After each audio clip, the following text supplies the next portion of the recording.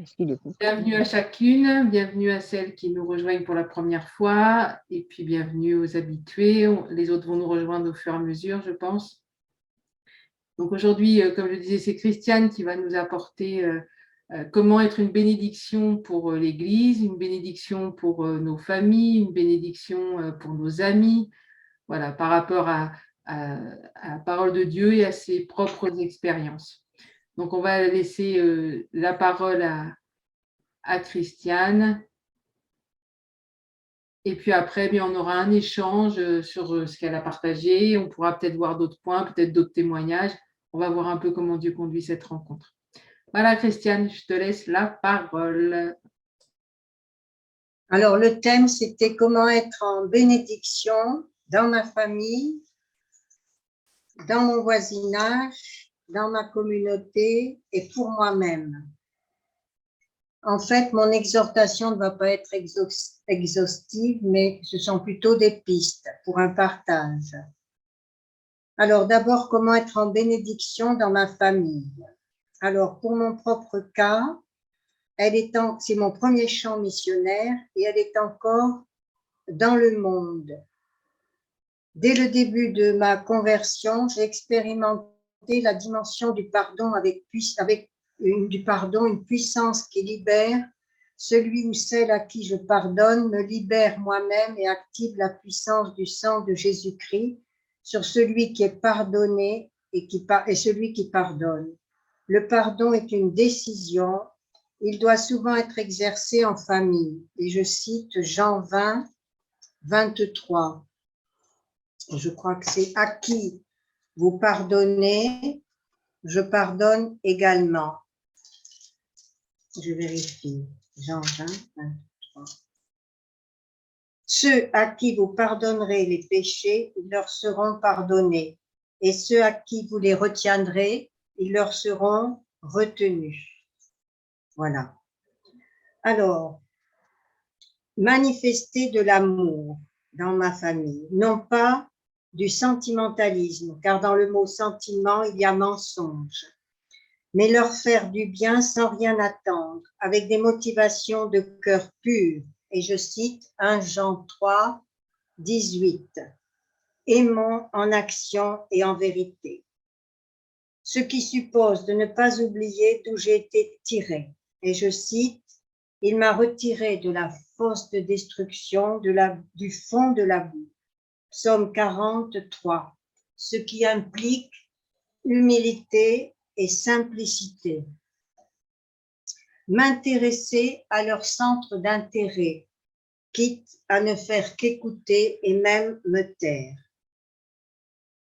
Savoir les encourager par une juste appréciation d'eux-mêmes, sans flatterie.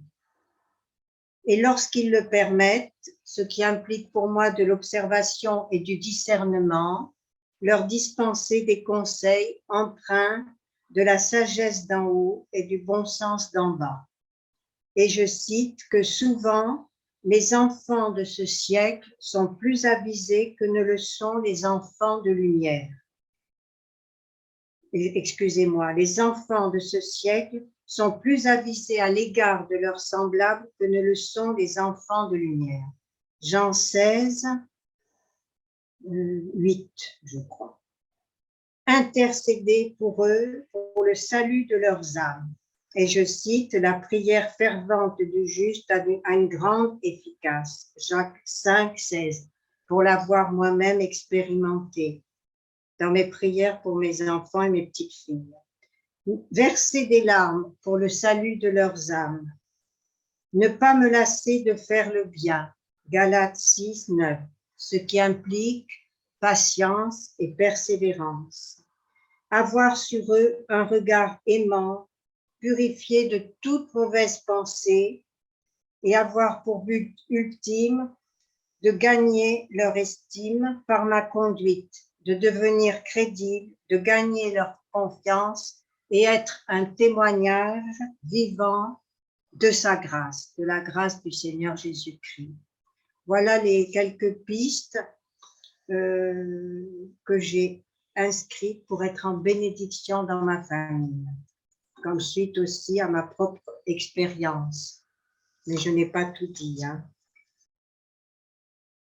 Comment être en bénédiction dans mon voisinage?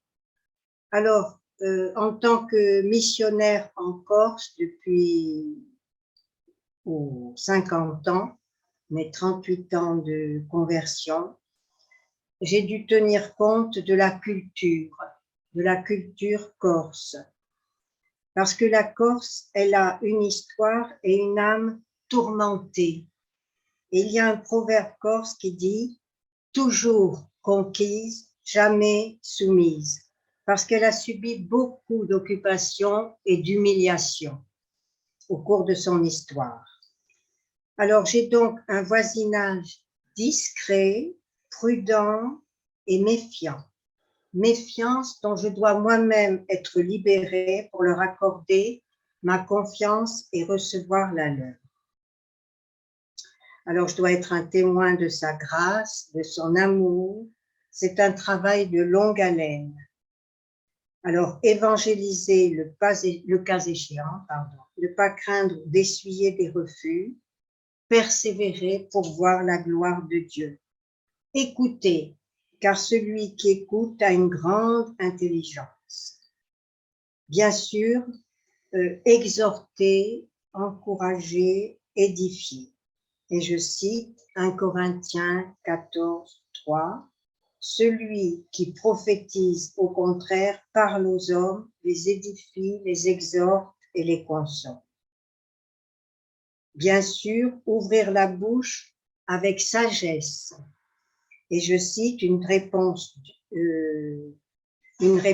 dure calme la fureur, mais une réponse douce calme la fureur, mais une parole dure excite la colère. Proverbe 15, 1. Et je cite aussi Ésaïe 54, le Seigneur, l'Éternel, m'a donné une langue exercée pour que je sache soutenir par la parole celui qui est abattu. Alors, disons que ce verset que je cite, je l'ai expérimenté, pas toujours, mais certaines fois. Et la parole est vraie et vivante et elle s'accomplit. Beaucoup d'intercessions, beaucoup de paroles de bénédiction sur la Corse, sur les Corses, pour briser l'esprit de défaitisme, l'esprit de négativité et l'esprit de mort qui est très fort sur cette île, et appeler la vie sur ces ossements desséchés. Alors je dis qu'à une époque où l'on parle beaucoup de communication, en fait, il y a beaucoup de solitude et de détresse, ce qui suppose d'être rempli du Saint-Esprit et par sa seule grâce de sa puissance. Alors ça, c'était donc des pistes pour être en bénédiction dans mon voisinage avec une culture spécifique, hein, la culture corse. Voilà. Comment être en bénédiction dans ma communauté? Alors, la première chose que j'ai dite, c'est y demeurer, comme je suis en Christ. C'est un cheminement difficile, ça c'est ma propre expérience que je vous partage, à cause des blessures reçues de la part de pasteurs qui, comme moi, avaient besoin de recevoir l'amour du Père. Il nous a fallu, aux uns comme aux autres, patience et persévérance. Nous avons fait notre part et Dieu a fait la sienne bien grande, bien étonnante, en nous réconciliant. Et je cite que « Comme le fer aiguise le fer, ainsi un homme excite la colère d'un homme. » Donc c'est par le fait que nous nous sommes frottés les uns aux autres que nous avons aussi grandi, hein, persévéré. Comment aimer la communauté, mais que l'humilité me donne de considérer les autres comme étant au-dessus de moi-même, de nous-mêmes. Philippiens 2, 3. Ça, pour moi, c'est un principe. Alors, je me suis souvent remémoré ce verset qui m'a beaucoup aidé. Ne pas juger, écouter beaucoup, ne pas juger aussi, c'est très important. Je l'ai reçu lors d'un culte pour moi-même, pour ma propre part. Avoir le discernement spirituel, Très important aussi, discerner les esprits contraires qui peuvent sévir dans l'Église pour les lier. Se rendre disponible dans son cœur, un cœur ouvert, un regard bienveillant. Savoir reprendre conformément à la parole, dans l'amour, avec vérité, et puis bénir pratiquement, dispenser des conseils avec amour, mais en vérité, je me répète un peu, excusez-moi, rendre service, inviter à des repas, inviter pour des sorties, pour des partages, des échanges, pour mieux se connaître, bénir par des prières pour des guérisons, des délivrances, des directions données ou transmises par le Saint-Esprit. Alors, ma petite conclusion, ce qui implique une mort à moi-même et une nouvelle vie toujours plus croissante en Christ. Apprendre de l'autre aussi, et souvent même d'un inconverti. Excusez un peu mon patois de Canaan, c'est-à-dire d'une personne qui n'a pas encore fait une rencontre personnelle avec le Seigneur. Et puis alors, assembler et non pas disperser, surtout dans une communauté, car il est écrit, celui qui n'assemble pas disperse. Matthieu 12, 30. Et je reprends une citation de Claudie Milcan, avoir un cœur pour l'unité. Et quand je dis ça, je me parle à moi-même d'abord. Comment être en bénédiction pour soi-même? S'aimer soi-même, c'est une décision. Dieu n'est pas un Dieu lointain, mais il est un Dieu proche. Alors voici le second commandement, tu aimeras ton prochain comme toi-même. Marc 12, 31. Et je cite, si quelqu'un est en Christ, il est une nouvelle création. Les choses anciennes sont passées. Voici, toutes choses sont devenues nouvelles. 2 Corinthiens 5, 17. Ce qui implique tout un processus de guérison des émotions, des mécanismes de rejet, de dépréciation, de dévalorisation, et même de dépression, et j'ajoute de contrôle, de perfectionnisme. Dieu nous demande toujours notre aval. Veux-tu être guéri? Il est un gentleman. C'est différent pour chacune d'entre nous en fonction de notre vécu et de notre rythme d'avancement avec le Seigneur. Alors, je dis encore, comme j'ai dit, ce qui implique un processus de guérison, notre changement implique aussi le renversement des forteresses de pensée par le Saint-Esprit.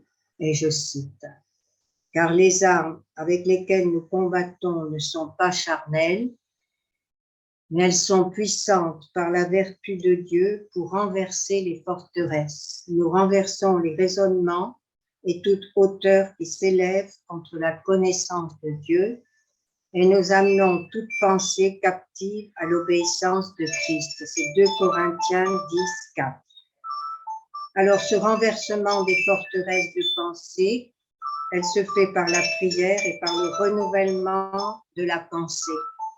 Pour ma part, il me faut toujours être délivré du cartésianisme, du raisonnement, de la pensée grecque et du rituel religieux aussi. Toujours. Le renoncement, je dois renoncer aux mensonges que les autres ou nous-mêmes ont pu dire ou croire sur nous, en les dénonçant, en les remplaçant par la vérité logique de la parole de Dieu. Et je cite, « Choisis la vie et non la mort, par les paroles. » Et je cite, « Car par tes paroles, tu seras justifié, et par tes paroles, tu seras condamné. » Matthieu 12, 37. En fait, ce sont les autres qui voient le changement que Dieu opère en nous quand nous les aimons de sa part, par sa seule grâce. Puisque toute grâce excellente et tout don parfait descendent d'en haut, du Père des Lumières, chez lequel il n'y a ni changement, ni ombre de variation. Jacques 1, 17. En fait, aimer, c'est manifester sa lumière et pour mieux dire, resplendir de sa lumière. Amen.